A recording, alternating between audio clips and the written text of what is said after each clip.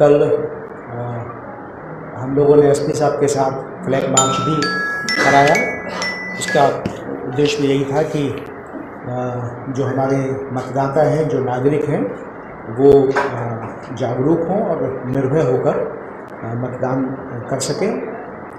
हम सबका दृढ़ संकल्प ये है कि जिस तरह से हमने विधानसभा निर्वाचन निष्पक्ष और स्वतंत्र तरीके से शांतिपूर्ण ढंग से कराए थे, वैसे ही हम लोकसभा निर्वाचनों को भी संपन्न कराएं।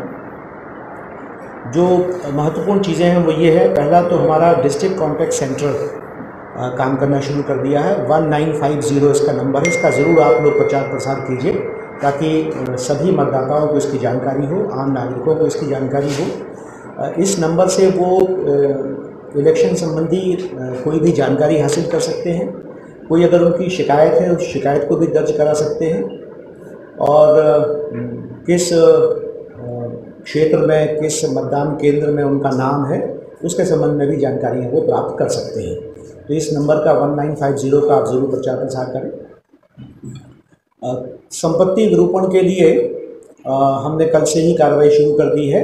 इस बार जो भारत निर्वाचन आयोग के निर्देश हैं कि ग्राम पंचायत स्तर से लेकर के जो हमारी नगर परिषदें हैं, नगर निगम है, मतलब शहरी क्षेत्र और ग्रामीण क्षेत्र दोनों जगह हम समान ध्यान दे रहे हैं ताकि संपत्ति विरूपण के किसी भी मामले को हमारी जो जानकारी में आता है उसमें हम तत्काल कार्रवाई करें।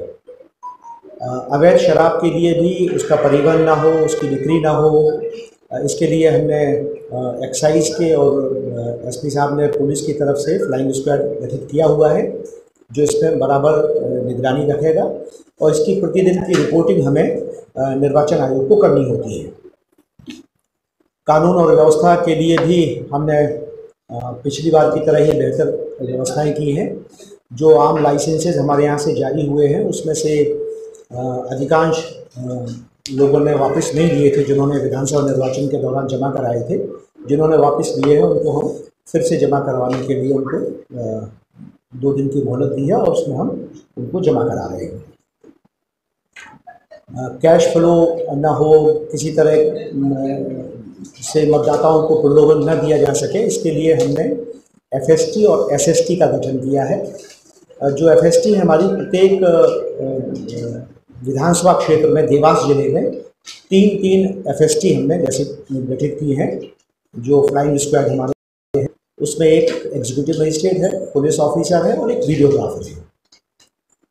इसी तरह से हमारी स्टैटिक सर्वेलेंस टीम्स भी हैं जो हमने प्रत्येक विधानसभा क्षेत्र में 3 गठित की हैं। जो संवेदनशील हिस्से हैं वहाँ उनमें भी एग्जीक्यूटिव मजिस्ट्रेट, पुलिस ऑफिसर और वीडियोग्राफर रहेगा।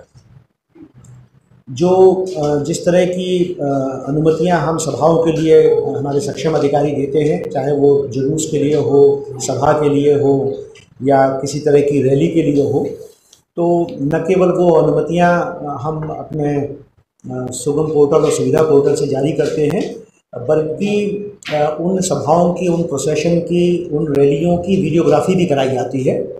और इसके लिए हमारी वीडियो सर्वेलेंस टीम भी सभी विधानसभा क्षेत्रों में गठित की गई है। वीडियो सर्वेलेंस टीम इन वीडियो को हमारे पास प्रतिदिन भेजती है एआरओ के पास और डीओ के पास, और जो हमारी वीडियो व्यूइंग टीम होती है वो विधानसभा स्तर पर भी है और जिला स्तर पर भी है। वो उन सारे वीडियोस को चेक करती है और अगर उसमें हम पाते हैं कि किसी तरह का एमसीसी का वायलेशन हुआ है तो हम संज्ञान में लेकर उस पर कार्रवाई करते हैं। और ये जो हमारी सारी टीम्स हैं, चाहे वो एफएसटी हो, एसएसटी हो, वीएसटी हो या वीवीटी हो, इसका सबसे महत्वपूर्ण प्रयोजन ये है कि जो एक्सपेंडिचर है वो या तो कैंडिडेट के खाते में जाता है या पार्टी के खाते में जाता है। तो निर्देशों के तहत जिसके अकाउंट में वो खर्चा जोड़ा जाए वो सही तरीके से उसमें शामिल हो, ये उसका उद्देश्य होता है। पिछली बार हमारी जो एक्सपेंडिचर मॉनिटरिंग टीम थी उसने बहुत मेहनत से काम किया और लोगों ने भी, जो हमारे अभ्यर्थी थे या उनके निर्वाचन अधिकर्ता थे, उन्होंने भी बहुत अच्छी रिकॉर्ड कीपिंग की थी और सारा कुछ व्यवस्थित ढंग से हुआ था। हमारा प्रयास है कि इस बार भी हम उसी तरीके से इस काम को अंजाम दें। जो हमारे मतदाता हैं वो 10,91,971 हैं। आपको पिछली बार हमने शेयर किया था। मतदाताओं में बड़ी संख्या में हमारे युवा मतदाता भी हैं जो 18 से 19 वर्ष के हैं, जो पहली बार अपने मताधिकार का प्रयोग करेंगे। हमने PWD वोटर्स के लिए भी और अच्छी व्यवस्था की है। इनको हमने फ्लैग किया हुआ है ताकि इनके लिए हम मतदान के दिन अतिरिक्त सुविधाएं मुहैया करा सकें, ताकि अपने मताधिकार का प्रयोग करने के लिए इनको किसी भी तरह की कोई असुविधा ना हो। इसके लिए हम वॉलंटियर्स भी अपॉइंट कर रहे हैं। पिछली बार आप सब ने बहुत अच्छा कवरेज किया था जिस तरह से हमारी स्वीप गतिविधियां हुई थी, और यही वजह है कि जो हमारा EP रेशियो है वो 58% से बढ़कर के 60% हो गया था, जो नॉर्म्स के तहत है। जेंडर रेशियो भी जब हमारे विधानसभा निर्वाचनों की तैयारियां हुई थी 9 से 14 था, 929 है। तो जेंडर रेशियो में भी काफ़ी काम हुआ है, और उसकी वजह ये है कि जो हमारे ज़िले में बहुएं आई हैं, जो नई लड़कियां शामिल हुई हैं, जिनको मताधिकार मिला है, उनमें से हमने किसी को भी नहीं छोड़ा। जो भी हमारे संज्ञान में आया उसका नाम वोटर लिस्ट में हमने शामिल किया है। बड़ी मेहनत के साथ हमारे BLOs ने भी पोलिंग स्टेशंस पर रह के 2 और 3 तारीख को कैंप्स किए। इन कैंप्स में भी बड़ी संख्या में आवेदन आए हैं। आवेदन सभी तरह के थे। फॉर्म 6 भी था जिसमें नाम जोड़ा जाता है, फॉर्म 7 भी था, 8 भी था जिसमें डिलीशन या करेक्शन होता है। तो ये प्रक्रिया बहुत व्यवस्थित ढंग से चूँकि हमने की तो उसके हमें अच्छे नतीजे मिले हैं, और यही कारण है कि जो हमारा इलेक्टर रोल है वो पूरी तरह से शुद्ध तैयार हुआ है, और उसको हेल्दी इलेक्टर रोल हम बना सकें इसके लिए हमने पूरे प्रयास किया, और आपका भी इसमें पूरा सहयोग रहा है। इस बार भी जो स्वीप की गतिविधियां हैं हम उसी पैमाने पर करेंगे। हमारी नई CO जिला पंचायत है मैडम शीतला पटले, ये सब आपकी देखरेख में होगा, और भी दायित्व हैं।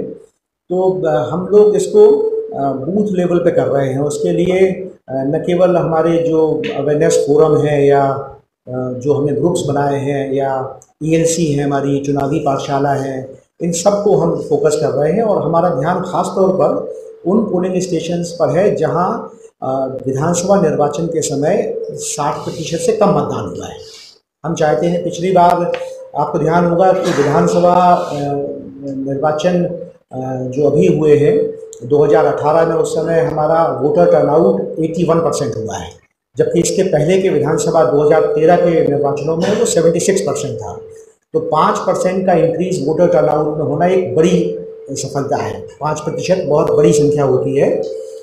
पिछले लोकसभा निर्वाचनों में हमारा वोटर टर्नआउट 71% था। इस बार हम कोशिश करेंगे कि 5% इसमें भी हम इजाफा करें, और 76% के आसपास हम उसमें पहुँचें। लोकसभा चुनाव में अगर 76% वोटर टर्नआउट तक हम ले आते हैं तो हमारे ज़िले के लिए बहुत गौरव की बात होगी।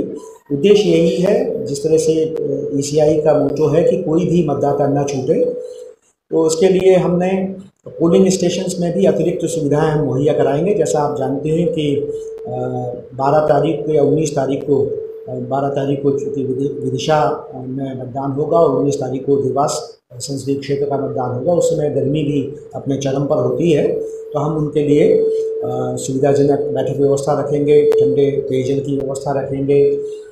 जो भी अधिकतम सुविधाएं हम दे सकेंगे वो हम ज़रूर उनको मुहैया कराएंगे। जो हमारी सामग्री वितरण की व्यवस्था है, और एक बहुत बड़ा काम होता है, पिछली बार आप लोगों ने देखा भी है, वार फूटिंग पे हमें करना होता है।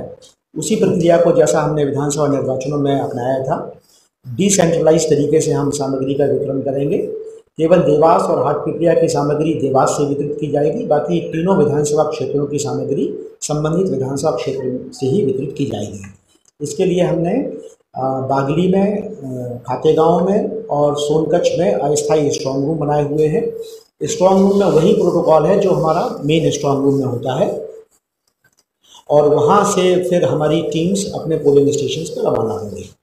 जब ये नॉमिनेशन फाइलिंग की प्रक्रिया शुरू हो जाएगी तो नॉमिनेशन फाइलिंग के आखिरी दिन हमारे ऑब्जर्वर्स भी आ जाएंगे।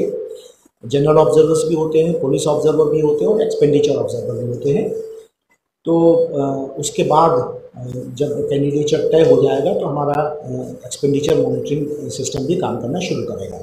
हमारे फ्लाइंग स्क्वाड ने काम करना शुरू कर दिया है, एक्टिवेट हो गए हैं। पूरी हमारी 15 टीमें आज से काम करना उन्होंने शुरू कर दिया है।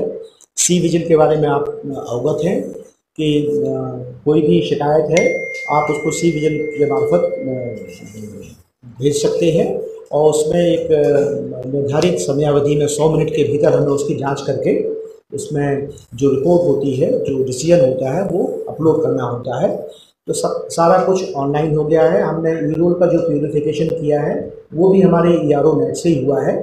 तो ये सारी प्रक्रियाएं बहुत ही पारदर्शी तरीके से हमने पूरी की हैं। इस बार चूँकि मध्य प्रदेश में 4 चरणों में चुनाव हो रहे हैं और जिनमें से 2 चरण में हमारे ज़िले में भी विदिशा का क्षेत्र भी आता है जो हमारा खातेगांव वाला है, और शेष क्षेत्र हमारा देवास में आता है।